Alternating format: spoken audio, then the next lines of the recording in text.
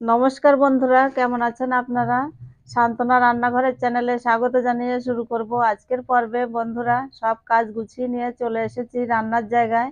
আজকে আমি খুব সুস্বাদু, খুব সুন্দর দেখতে আমি আজকে বানাবো ডালিয়া পাকান পিঠে। ডালিয়া পাকান পিঠের জন্য আমি এখন একটা নারকেল ছাড়িয়ে নিয়েছি, দিয়ে সেই নারকেলটা আমি এখন কুড়িয়ে নেব। এই যে এক মালাই কুড়ানো হয়েই গেছে প্রায়। দেখুন বন্ধুরা, এই নারকেল আমাদের 15 টাকা করে এখানে দাম নিয়েছে। এত ছোট নারকেলটা তাই 15 টাকা নিল।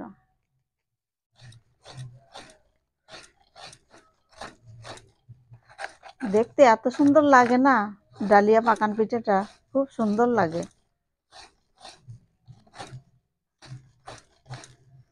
আর আপনারা আজকের পর্বটা প্রথম থেকে শেষ পর্যন্ত দেখার অনুরোধ রইল।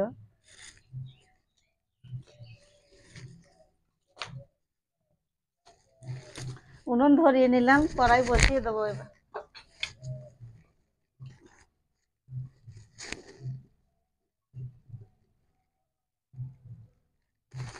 এবার আমি কড়াইয়ে নারকেল দিয়ে দেবো, নারকেল পুরটা তৈরি করে নেব। দিয়ে দেবো স্বাদ মতো চিনি,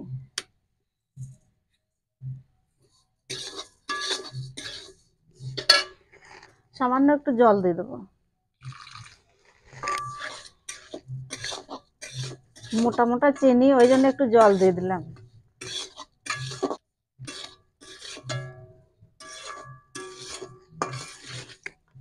দিদি ভাই, পুরটা রেডি, এই যে তুলে নেবো এবার। আমি চিনি দিয়ে করলাম পুর, আপনারা গুড় দিয়েও করতে পারেন। আখের গুড়, খেজুর গুড়।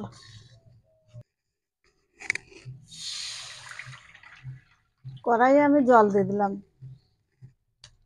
স্বাদ মতো দিয়ে দেবো লবণ, অল্প একটু চিনিও দিয়ে দেবো।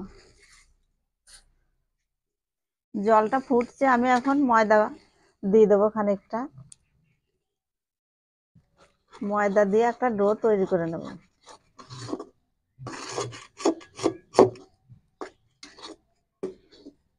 হয়ে গেছে, আমি এখন নামিয়ে নেব।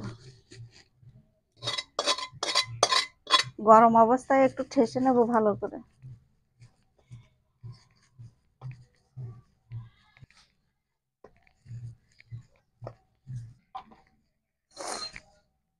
আমি একটু ফুড কালার মিশিয়ে দেবো।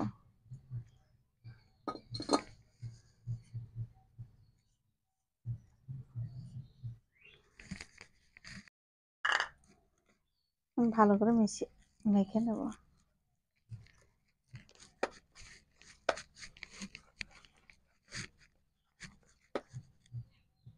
খানিকটা আমি ময়দা নিয়ে আমি এভাবে গোল করে নিচ্ছি। এই যে গোল করে নিয়ে একটা বাটির মতো তৈরি করে আমি এর মধ্যে পুর ভরে দেব। নারকেলের পুর দিয়ে দিলাম।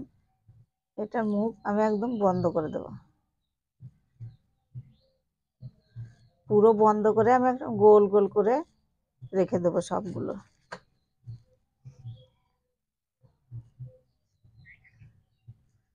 দুটো হয়ে গেল।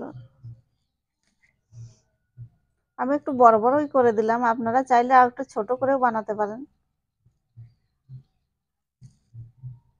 আর নারকেলের পুর আমি অনেকটা করে দিলাম, খেতে ভালো লাগবে তাহলে।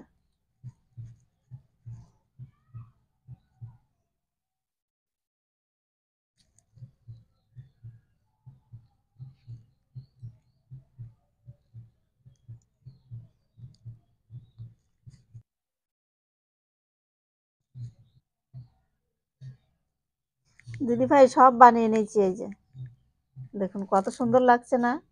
আমার তো বেশ ভালো লাগছে, দেখুন এক্ষুনি কত সুন্দর লাগছে।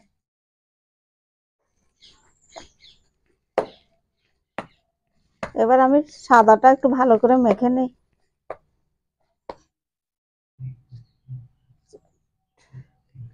দিদি ভাই, সব এই যে বলের মতো গোল গোল করে নিয়েছি। এইবার আমি পাকান পিঠেটা বানিয়ে নেব। দেখুন এই যে ডালিয়া পাকান পিঠে একটা তৈরি করেছি, কেমন হয়েছে দেখুন, সুন্দর হয়েছে না? আমার তো বেশ ভালো লাগছে, দেখুন কত সুন্দর। আর খুব সহজ, আমি বানাচ্ছি, আপনারা দেখুন। একটা ওই যে বলের মতো করে নিয়েছি, এটা আমি এখন বুড়ো আঙুল দিয়ে চেপে চেপে গোল করে একটা বাটির মতো তৈরি করে নেব।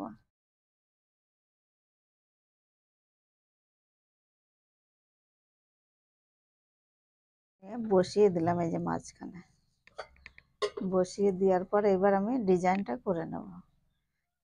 এই সাইডগুলো তুলে তুলে আমি এই যে এইভাবে চেপে দেবো। এই যে প্রথমে এরকম পুরোটা আমি একটা পাতার শেপ দিয়ে নেবো, ডিজাইন এটাই। খুব সহজ, আপনারা সহজেই বানাতে পারবেন। এই যে হয়ে গেল। এইবার আমি পুরো ডিজাইনটা করে নেব। এই পাশ থেকে যে দুপাশে চেপে এইভাবে একটু তুলে দেবেন, এই যে হয়ে গেল। আর এই যে পাতাটা, এই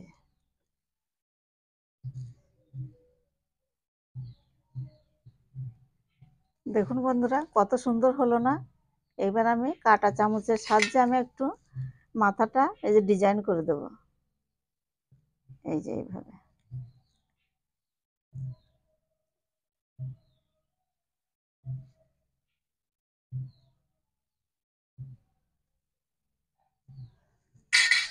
কত সহজে, দেখুন কত সুন্দর একটা ডিজাইন করে দিলাম। ডালিয়া পাকান পিঠে রেডি দেখুন।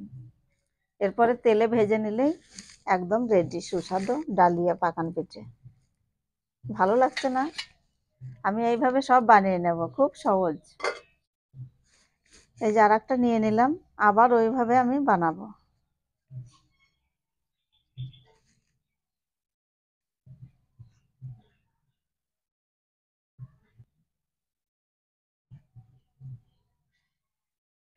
খুব সহজেই বানাতে পারবেন। আপনারা কিন্তু এইভাবে বানিয়ে অবশ্যই খাবেন, খুব সুন্দর লাগবে। দেখতে যতটা সুন্দর, খেতে আরো সুস্বাদু দারুণ। আর যে কোনো জিনিসই দেখতে সুন্দর না হলে কিন্তু খেতেও ইচ্ছে করে না। আমি কাঁটা চামচ দিয়ে করছি, আপনারা কিন্তু ছুরির সাহায্যেও করতে পারেন, আবার কাঁচি দিয়েও করতে পারেন।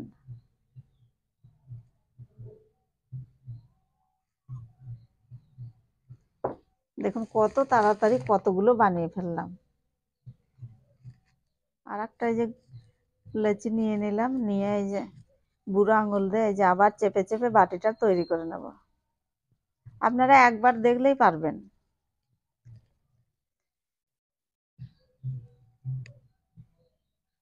দিদি ভাই সবগুলো বানানো হয়ে গেছে, এই একটাই আছে, এটাও হয়ে গেছে। দেখুন খুব সহজ, আর কত তাড়াতাড়ি বানিয়ে ফেললাম সবগুলো। এখন আমি উনুন জ্বালিয়ে আবার কড়াই বসিয়ে দেব, দিয়ে ভেজে নেব তেলে। সুস্বাদু ডালিয়া পাকান পিঠা আপনারাও কিন্তু বানিয়ে অবশ্যই খাবেন। খুব সুন্দর হয়ে গেল রেডি সবগুলোই। দেখুন এক থালা বানিয়ে ফেলেছি। উনুন ধরিয়ে কড়াই বসিয়ে দিয়েছি, কড়াইয়ে তেল দিয়ে দিলাম ডালিয়া পাকান পিঠাগুলো ভাজার জন্য। তেল গরম হয়ে গেছে, আমি এখন ডালিয়া পাকান পিঠাগুলো ভেজে নেব। আস্তে আস্তে জাল দিয়ে খুব সুন্দর করে ভেজে নেব। কত সুন্দর লাগছে দেখুন, আর ফুলে গেছে আর কালারটা কত সুন্দর হয়েছে, খুব সুন্দর।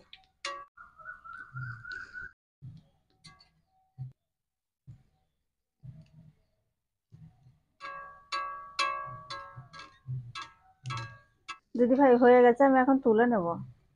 দেখুন কত সুন্দর ভাজা হয়েছে।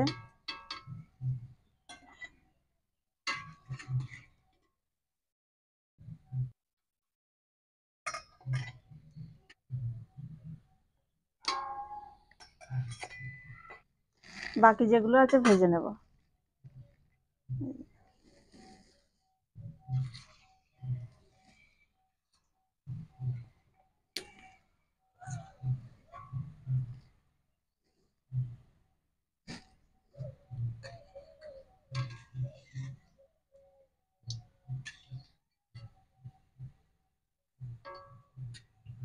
আপনারা এইভাবে ভেজে নেবেন, কিন্তু আপনাদের উল্টানোর কোনো দরকার নাই। না উল্টালেও হবে, একটু ডুবা তেলে ভেজে নেবেন, তাহলেই ভালো হবে। কেননা উল্টিয়ে দিলে ডিজাইনটা নষ্ট হয়ে যেতে পারে। দিদি ভাই সব ভাজা হয়ে গেছে, তুলে নিচ্ছি। দেখুন কত সুন্দর লাগছে, আর কত তাড়াতাড়ি হয়ে যায় দেখুন, এই যে ঝটফট। আপনারা চাইলে নারকেলের পুর না দিলেও পারেন, কেননা নারকেলের পুরটা যদি না দেন তাহলে কিন্তু শিরায় দিতে হবে। আপনারা চিনি শিরা করে শিরার মধ্যে দেবেন, তাহলেও ভালো লাগবে। দেখুন কত সুন্দর লাগছে। দোকানে কিন্তু এরকম সুস্বাদু জিনিস পাবেন না। ঘরে তৈরির জিনিসের স্বাদই আলাদা।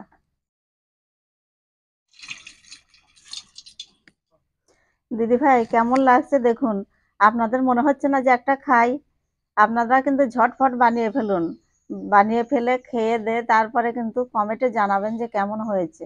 আমার তো বেশ ভালো লেগেছে। আপনাদের কেমন লেগেছে কমেন্টে জানাবেন। যদি ভালো লাগে লাইক করবেন, শেয়ার করবেন, সাবস্ক্রাইব করে পাশে থাকবেন। ফিরে আসছি অন্য কোনো রেসিপি নিয়ে। ততক্ষণ ভালো থাকবেন আপনারা।